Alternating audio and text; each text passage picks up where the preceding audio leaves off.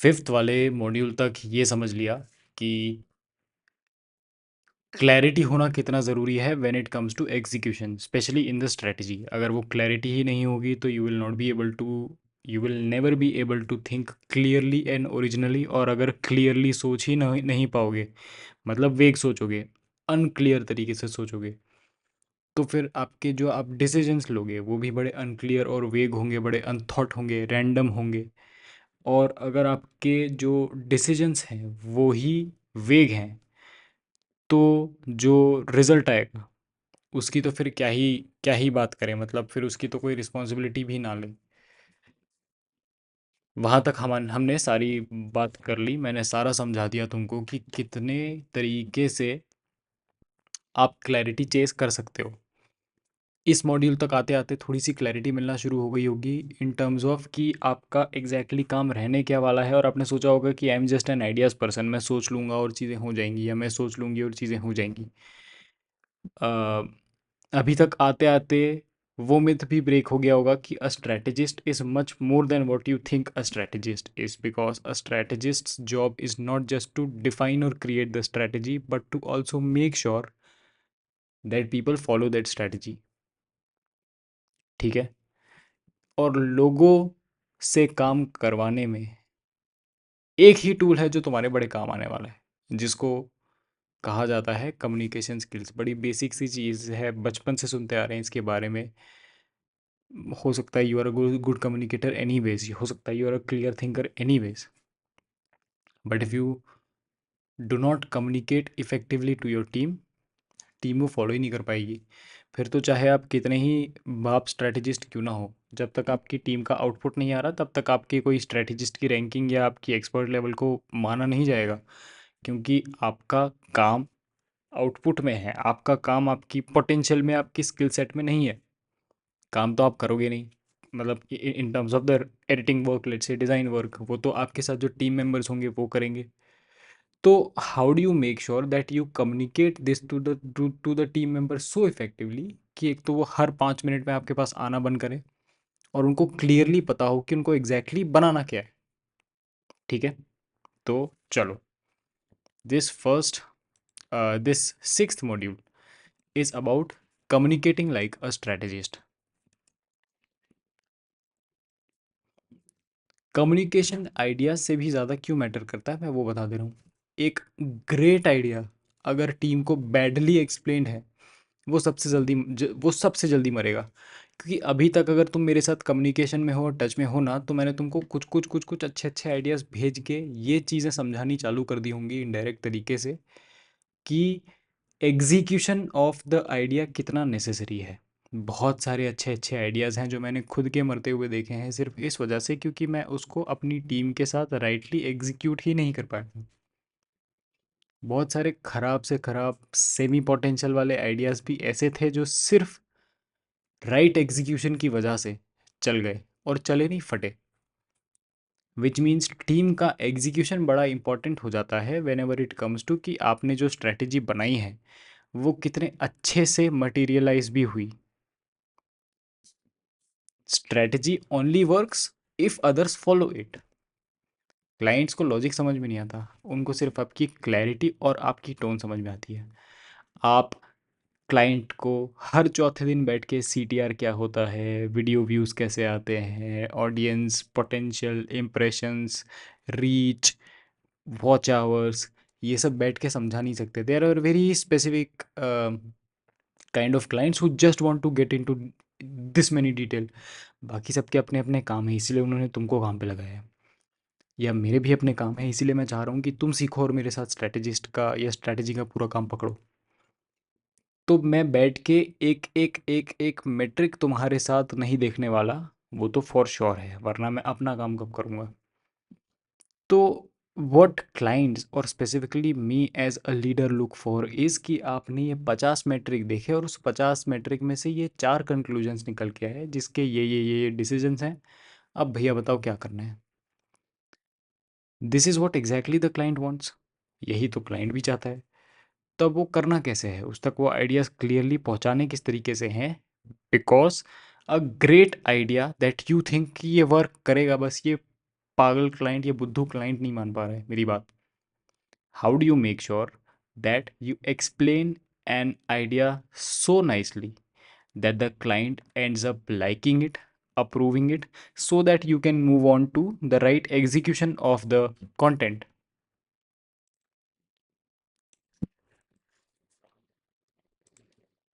In business, you're not just selling content, you are selling certainty. एक client आप पे बेट या मैं आप पे बेट इसीलिए कर रहा हूँ क्योंकि मुझे पता है कि अगर इस बंदे ने इस क्लाइंट की या इस प्रोजेक्ट की स्ट्रैटेजी बनाई तो ग्रोथ मेरी सर्टन है. ग्रोथ मुझे इस बंदे को यहाँ पे स्ट्रैटेजी पे बिठा के दिख रही है. लॉजिकली सोच के देखो ना, कौन क्लाइंट चाहेगा कि मैं इस स्ट्रैटेजिस्ट के काम के साथ काम कर रहा हूँ क्योंकि मुझे मेरा डाउनफॉल चाहिए. It's not logical, right? तो क्लाइंट को भी ग्रो ही करना है. आप भी उसको ग्रो करवाने के लिए ही वहाँ पे बैठे हो, मैं भी उसको ग्रो करवाने के लिए ही वहाँ पे बैठा हूँ. बट कई बार क्या होता है, कुछ ऐसे अप्रूवल्स क्लाइंट के हाथ में होते हैं जो उसको अगर नहीं समझ में आए और वो रिजेक्ट कर दे तो वो इतनी क्रूशियल फेलियर्स होती है हमारी एज अ स्ट्रेटेजिस्ट कि यार ये समझता ही नहीं है क्लाइंट. मैंने इसको 4 बार बता दिया कि ये इतनी इतनी चीज़ें कर लेगा तो चल जाएगा, बट मैं कैसे समझाऊं उसको? रिस्पॉन्सिबिलिटी तो तुम्हारी है उसको समझाना, क्योंकि तुम नहीं समझा पा रहे इसीलिए तो वो हाँ नहीं बोल पा रहा. कोई दूसरा आके समझा जाएगा और उसको हाँ बोल देगा तो तुम हाथ पे हाथ धरे रह के बैठ जाओगे. So how do you really strategically communicate is what I am going to talk about in today's video. 3 layers होती हैं कम्युनिकेशन की. पहली होती है clarity. Say exactly what you mean, nothing more. तुम्हारी ये जो फ्लफ करने की आदत है ना, बातें घुमाने की आदत है ना, शुगर कोट करने की आदत है ना, अगर तुम स्ट्रैटेजी में मेरे साथ काम कर रहे हो तो ये सारी चीज़ें नहीं चलेंगी. मैं भी तुमसे सुनना चाहता हूँ एकदम क्लैरिटी के साथ कि एग्जैक्टली तुम्हारे दिमाग में क्या है. क्लाइंट भी तुमसे वही सुनना चाहता है. सेकंड लेयर पे आते हैं, टोन. तुम्हारी काम तुम्हारी टोन काम होनी चाहिए, असर्टिव होनी चाहिए और न्यूट्रल होनी चाहिए. You are not suppose to be aggressive कि गाली गलौज करके क्लाइंट को समझा रहे हैं. Doesn't work. मतलब ये तो समझ ही गए होंगे कि ऐसे काम नहीं करती चीज़ें. और क्लाइंट को वो भी नहीं चाहिए जो हर चीज़ में yes sir yes sir yes sir करता रहे. You just need to be taking stand for yourself. if you can't if you can't take stand for yourself and your ideas, then the client will never respect you. Which means disagreements भी होंगे, लेकिन disagreements को I think से handle मत करो, data से handle करो. Strategist का भाई सबसे बड़ा टूल ही तो ये होता है कि वो इतनी रिसर्च करता है और उसकी इनसाइट्स इतनी स्ट्रांग होती है, डेटा बैक्ड होती है कि उसकी उसके आइडियाज़ को के साथ डिसएग्री करना या आर्ग्यू करना बहुत बड़ी बात हो जाती है. और बड़ी रेयर केस होता है अगर आप अच्छी रिसर्च के साथ जाओ तो क्लाइंट आपको तोड़ भी पाए. हाँ, काम चोरी करोगे तो फिर तो क्लाइंट सुनाएगा ही, फिर तो क्लाइंट कॉल आउट करेगा ही, फिर तो क्लाइंट तुम्हारी बात नहीं मानेगा या मैं भी नहीं मानूंगा. Which means you have to come prepared whenever meeting me, and you just can't be unprepared and then presenting me some random bullshit ideas and then expecting me to praise you. That won't happen. Research अपनी तगड़ी रखो, जिससे confidence भी आता है client से बात करने में, जिसके बाद आपको क्लैरिटी भी मिल जाती है अपनी जो आप बात कर रहे हो उसमें, क्योंकि ऑब्वियसली यू हैव रिसर्च. आपकी टोन भी बड़ी काम रहती है. And then how you frame your ideas is the third layer, which is how do you position your idea as the solution to their real fear. If you are somehow able to understand, जो आप अपनी research process में करोगे ही, कि उस client का exact real problem statement क्या है और उसको मैं इन 3-4 सॉल्यूशन से सॉल्व कैसे करूं. If you are somehow able to gauge that, फिर तो समझ लो चांदी ही चांदी है. क्यों? क्योंकि क्लाइंट फिर आपकी बात मानेगा, क्लाइंट आपकी बात सुनेगा, क्योंकि उसको पता है कि यार ये बंदे को मेरी समझ है कि मैं एग्जैक्टली अभी क्या फील कर रहा हूँ और मेरे लेट्स से नेक्स्ट 3 मंथ्स के गोल क्या है. ठीक है. So you need to develop that level of empathy या सिंपथी वाली relationship with client also, while making sure that you are communicating as confidently as I am to you right now. इतने confidence है जब अपने ideas और इतने clearly जब अपने अपने आइडियाज कम्युनिकेट करोगे ना, फिर देखो तुमको कौन मारा करता है, फिर देखो तुमसे कौन डिसएग्री करता है.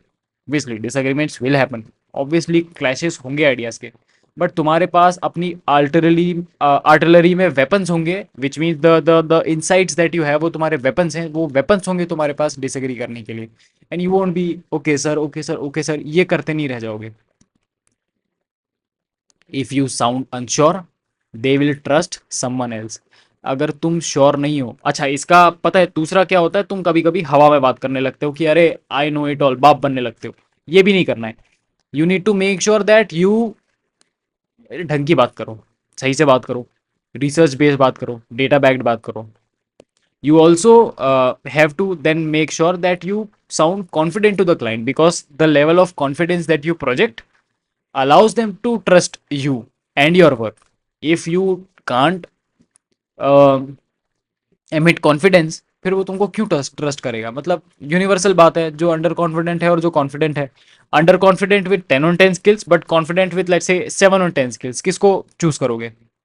Confident with 7 on 10 skills, because you know that this guy has the balls, he has the go getter attitude to get things done. He will coordinate with me nicely.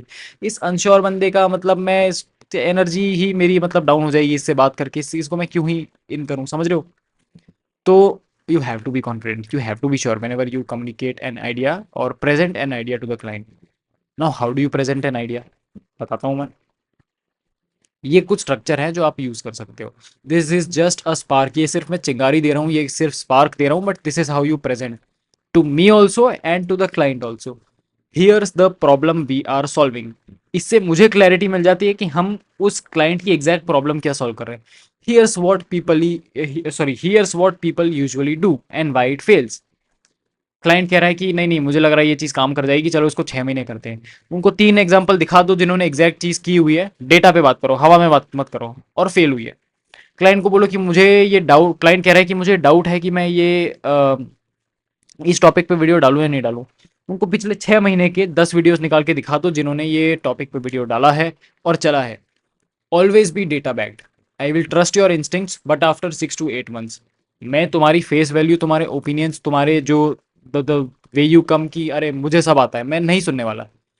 I will rely on your research, because research never lies. You can बातें बड़ी बड़ी करना सीख जाओगे तो झूठ तो बोल ही सकते हो. I don't want you to misuse this opportunity that I am giving to you by telling lies to the clients and just blabbering in front of the client. This is not how it works. तीसरा structure हो सकता है here's the angle we are using instead. Client ने कुछ एक angle बोला जिसपे कुछ कंटेंट बनाया जा सकता है, हम कह रहे हैं here's the angle we are using instead and this is why it is. मतलब